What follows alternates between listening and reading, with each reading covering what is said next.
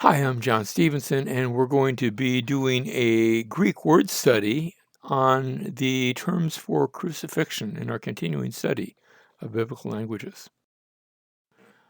Two words, they're related, notice, stauros and staurao. Stauros is the word for cross, although you don't have to think of two pieces of wood at right angles to each other. We'll see that in a minute.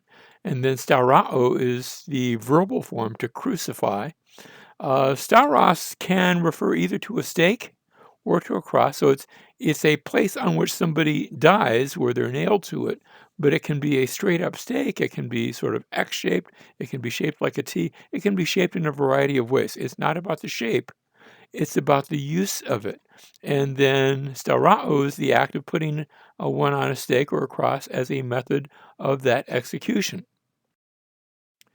One of the traditional ways, and we're used to seeing this, here's a picture of some slaves that were being crucified. Now, this painting is done long after the fact, but here's a sculpture done of. Now, can't say for sure the person is crucified. Notice he's tied hands and feet. It's hard to see the stake. Is it a tree behind him? This picture, if I remember correctly, I took this at the Palatine Museum in Rome. But here's a captive, and he's being either bound or executed. Hard to say which it is. So stauros. Um, Here it's used in the New Testament, Matthew chapter 10 and verse 38. He who does not take his cross, his stauros, and follow me after me, is not worthy of me. Now, Jesus is saying this not about literally picking up a cross, but he's using it in a symbolic way. Now, notice the idea of picking your cross up refers to the idea of somebody that was maybe condemned to death, and they might have to carry either the entire cross or maybe a portion of it, like a crossbeam, which is why we call it a cross, might have to carry it to the place of crucifixion, and then he would be nailed to it, affixed to it either by ropes or nails, and he'd be lifted up and placed upon it. And so the imagery here, when Jesus says this, is that somebody must be willing to follow in the footsteps of Jesus, to give up his life. And that's the idea behind that. Here's a second place. This time it is literal. John chapter 19 and verse 17. They took Jesus therefore, and he went out bearing his own cross. Now I doubt that this is referring to just like a pole or a pillar. This is probably the part to which he would be affixed, maybe a cross beam. Um, and he's bearing it out to the place. So the reason I say it's probably not a pole or a pillar, I'm not sure if he would have been able to carry that very far. Even as it turned out, because of the beating, he's not able to. He's going to need some help. But it's going to take something substantial to be able to stand up and fasten him to it. That's not just like a little post. This is something, the base is going to be probably good and sturdy. And so I'm not sure that we ought to be thinking of him carrying the entire section of the cross. It could be, I suppose, but it might be that he's being forced to carry the cross beam, and then when they get there, he will be attached to that beam, and it will be lifted up and placed upon either a standing pole, or I suppose it could even be a tree that was standing there. You see, they could use an actual tree. We're going to see another term that's used for this in a minute that does refer to a tree. In Ephesians chapter 2 and verse 16, we're just looking at the different uses of the Greek word stauros, to reconcile them both in one body to God through the cross. Notice it's through the cross on which he was, but this is almost like a figurative usage, or maybe I should say a theological usage, to talk about how we are reconciled, both, not just us to God, but also Jews and Gentiles, where we've all come together into one body of Christ.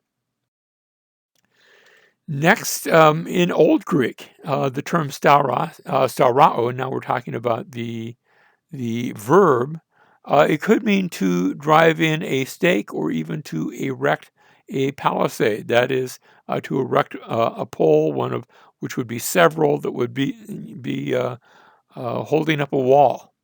Now that's not by the New Testament era. This is going back to very old Greek. In the Septuagint, this is still a couple hundred years before Jesus, but in the translation of Esther chapter 7 and verse 9, and remember that the Septuagint version of Esther actually has some extra verses and maybe even a chapter or so, but it's got extra parts of the story that are sort of embellishments, I think. Anyway, the Septuagint, there we read of how the gallows, the Greek term there is zulon. It's actually the word for a tree. Standing at Haman's house, 50 cubits high, and the command of the king there was to hang him on it. And there's a form of the word, starotheto. That's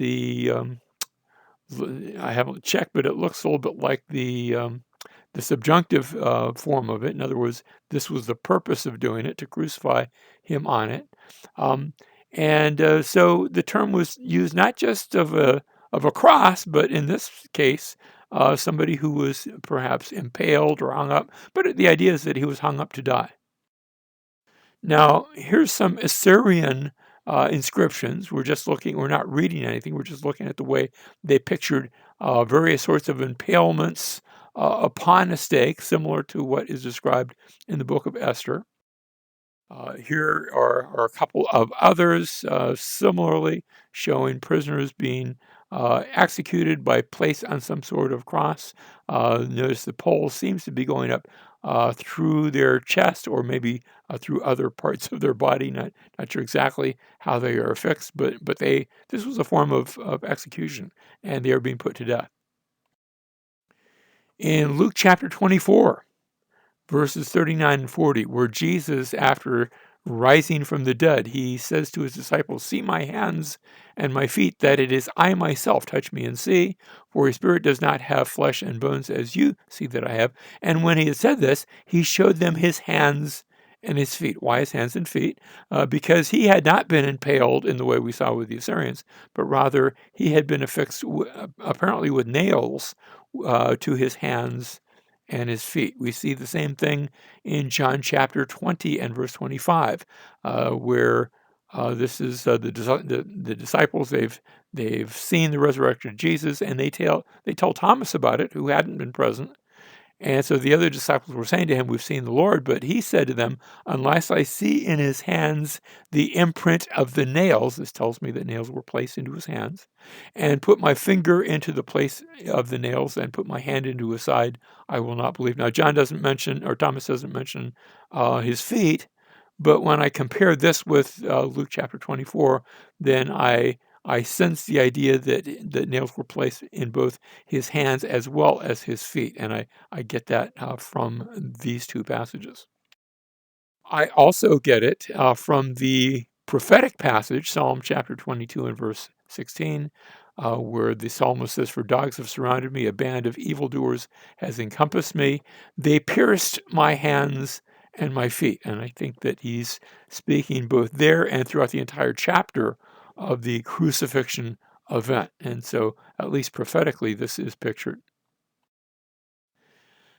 So our Greek word starao, that's the verb we said, and here's some places where it's used in the New Testament. The Son of Man is to be delivered up.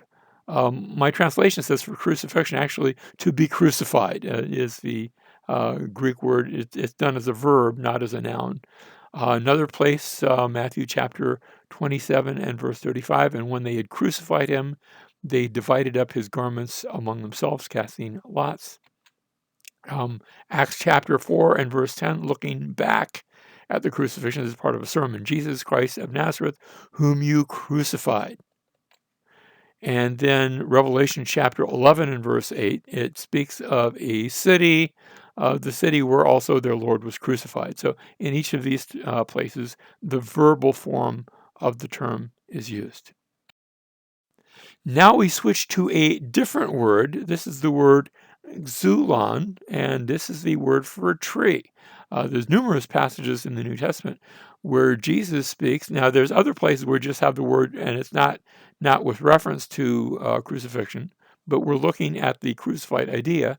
And there's quite a few New Testament passages where Jesus, we read of him being crucified upon a tree, upon a zulon. The word zulon can be used of both the staff, Matthew chapter 26, verse 47, as well as a living tree, for example, Revelation 2 and verse 7, 22, 2, 22:19. Each of those passages refer to the zulon zoe, the tree of life. So no reference to crucifixion there. It's just the word for a tree. The fact that zulon can refer to a living tree tells us that we need not assume that such references regarding the crucifixion of Jesus were performed on a vertical stake. Could have been a stake, could have been an actual tree, or just a piece of wood to which the other portion of the cross was affixed. It could be any of the above. The word itself doesn't tell us what sort of device it was. The earliest artwork of the crucifixion of Jesus is actually done by a pagan. This is not Christian art, but it's a pagan who pictures Jesus as a man with a donkey's head upon a cross with his arms stretched out. He's actually trying to make fun of Jesus by this portrayal of the crucifixion. Here's the artwork, and you can actually see the inscription in the sort of the lower middle part. It says Alexamenos worships his God, and notice the individual on the cross has a donkey's head, and then his arms are outstretched, with affixed to like what crudely looks like a cross, and then something maybe for the feet also to be affixed. And that's just picturing a normal way of crucifixion back then. I'm not saying that this individual was there for the crucifixion of Jesus. He's just picturing a crucifixion the way they would normally do that back then. Here's a 3rd century piece. Now, this one is not being irreverent. This is actually, I think, trying to portray Jesus. This is in the British Museum. And notice again, it pictures the arms outstretched, the legs sort of outstretched. I'm not sure if it's trying to depict the legs as being connected or not. It's sort of crude. It's hard to make out lots of detail. And then here is just a piece of graffiti, the Puttoli graffito, just showing somebody who's been crucified, not necessarily Jesus, just showing a crucified person, again, with the arms outstretched like a crossbeam, and then looks like the feet have been fixed. It's not great artwork. It's just a piece of graffiti. And finally, we note the ossuary remains. These were found in 1968. Now, the bone on the right is the actual find.